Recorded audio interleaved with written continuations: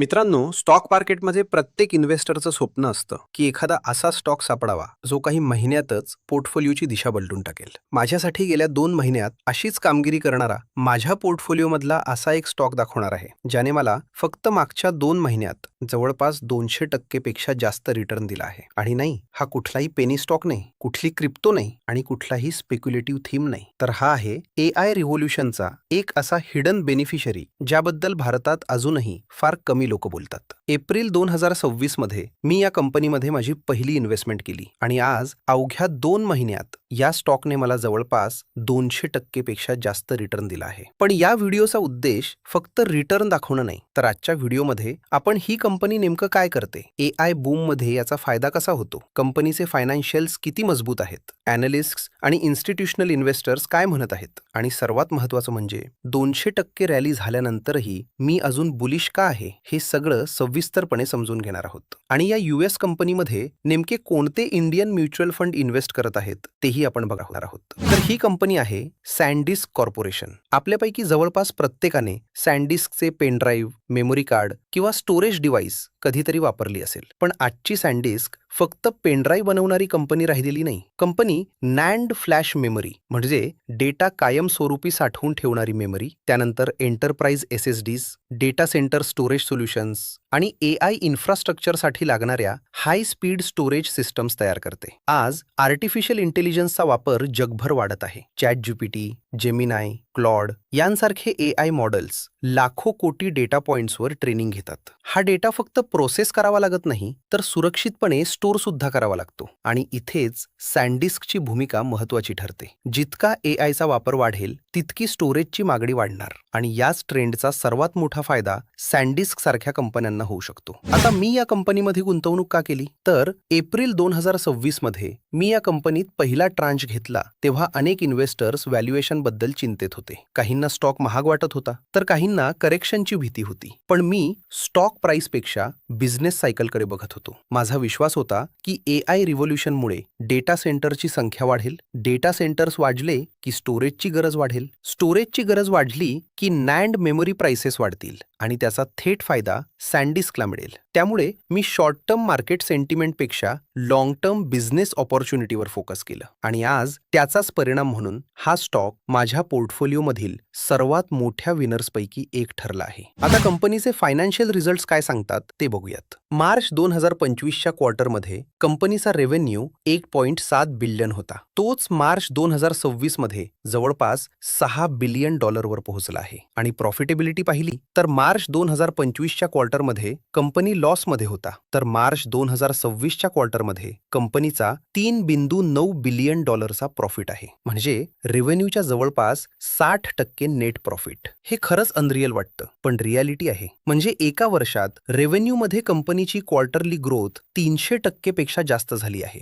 तर प्रॉफिटमध्ये तब्बल 37 पट वाढ झाली आहे. हे सगळं अगदी स्वप्नातली कंपनी मिळाल्यासारखं वाटतं. आणि दुसरीकडे बॅलन्स शीटचे नंबर्स पाहिले तर टोटल डेप म्हणजे लोन जवळपास 10 पट कमी होऊन $2 बिलियन वरून आता फक्त $200 मिलियन वर आहे. तर कंपनीचे ॲसेट्स जवळपास 30% वाढले आहेत आणि बाकी लायबिलिटीज सुद्धा 15% कमी झाले आहेत. आणि प्रॉफिटेबिलिटीमुळे फ्री कॅश फ्लो सुद्धा $4.5 बिलियन पर्यंत गेल्यात आहे. म्हणजे मित्रांनो, revenue growth, profit growth, date reduction, assets growth आणि फ्री कॅश फ्लो या सगळ्या पॅरामीटर्सवर कंपनीने जबरदस्त कामगिरी केली आहे. पण फ्युचर ग्रोथ काय राहू शकते ते बघूयात. आज जगातील सर्वात मोठ्या टेक्नॉलॉजी कंपन्या AI डेटा सेंटर्सवर अब्जावधी डॉलर्स खर्च करत आहेत. मायक्रोसॉफ्ट, ॲमेझॉन, गुगल, मेटा यांच्यासारख्या कंपन्या नवीन डेटा सेंटर्स उभारत आहेत आणि त्यासाठी प्रचंड स्टोरेज इन्फ्रास्ट्रक्चरची गरज आहे. AI मॉडेल्स दिवसेंदिवस अधिक सोफिस्टिकेटेड होत आहेत.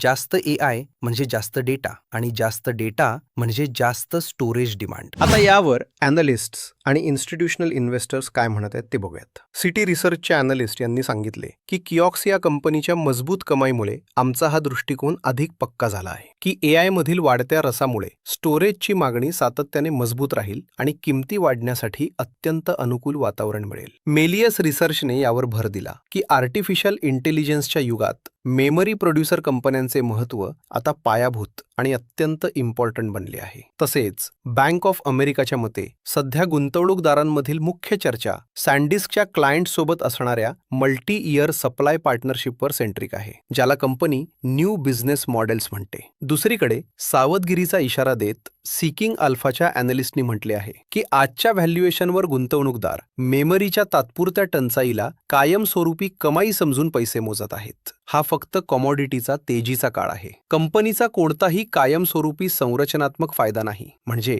काहींच्या मते या स्टॉकमध्ये अजूनही मजबूत बुलिश मोमेंटम आहे, तर काही अॅनालिस्ट आणि इन्व्हेस्टर्स याला सध्याच्या व्हॅल्युएशनवर ओव्हर व्हॅल्यूड असल्याचं म्हणत आहेत. आणखी एक पॉझिटिव्ह गोष्ट म्हणजे इंडियन इन्व्हेस्टरना सॅनडिस्कमध्ये थेट यूएस स्टॉक अकाउंट उघडल्याशिवाय देखील गुंतवणूक करण्याची संधी उपलब्ध आहे. ICICI प्रुडेन्शियल नासडॅक 100 इंडेक्स फंडने आपल्या पोर्टफोलिओमधील सुमारे 1.09%, मोतीलाल ओसवाल S&P 500 इंडेक्स फंडने 0.38% आणि एडेल्विस टेक्नॉलॉजी फंडने 0.28% ॲलोकेशन सॅनडिस्कला दिले आहे. म्हणजे जर तुम्हाला सॅनडिस्क सारख्या AI आणि डेटा स्टोरेज कंपन्यांमध्ये गुंतवणूक करायची असेल तर भारतीय म्युच्युअल फंडच्या माध्यमातून देखील एक्सपोजर घेता येऊ शकतो. आणखी एक युनिक गोष्ट जी फार कमी लोकांच्या लक्षात येते, सॅनडिस्क पूर्वी वेस्टर्न डिजिटल कंपनीचा भाग होती, पण स्वतंत्र कंपनी झाल्यानंतर मार्केटने तिच्याकडे वेगळ्या दृष्टीने पाहायला सुरुवात केली. पूर्वी इन्व्हेस्टर्स संपूर्ण वेस्टर्न डिजिटल ग्रुपची व्हॅल्युएशन करत होते. आता मात्र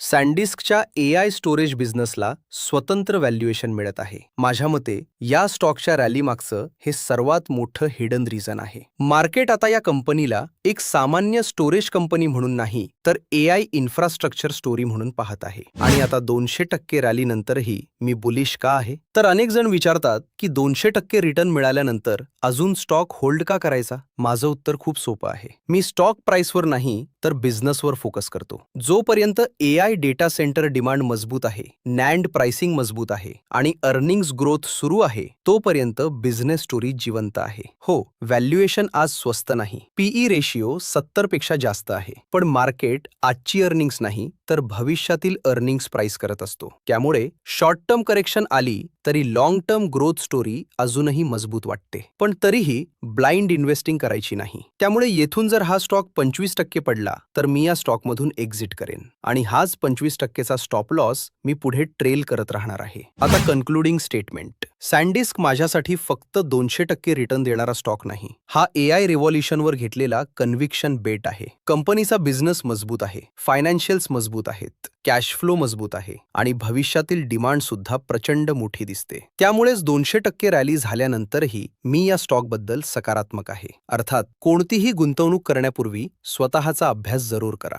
पण जर तुम्ही AI रिव्हॉल्युशन मधून फायदा घेणाऱ्या कंपन्या शोधत असाल तर सॅनडिस्क हा स्टॉक वॉचलिस्टमध्ये नक्की असायला हवा. जर हा व्हिडिओ आवडला असेल तर लाईक करा, शेअर करा आणि चॅनल सबस्क्राईब करायला विसरू नका. कमेंटमध्ये नक्की सांगा की सॅनडिस्क बद्दल तुमचं मत काय आहे. या स्टॉकमध्ये अजूनही मोठी ग्रोथ बाकी आहे का? धन्यवाद.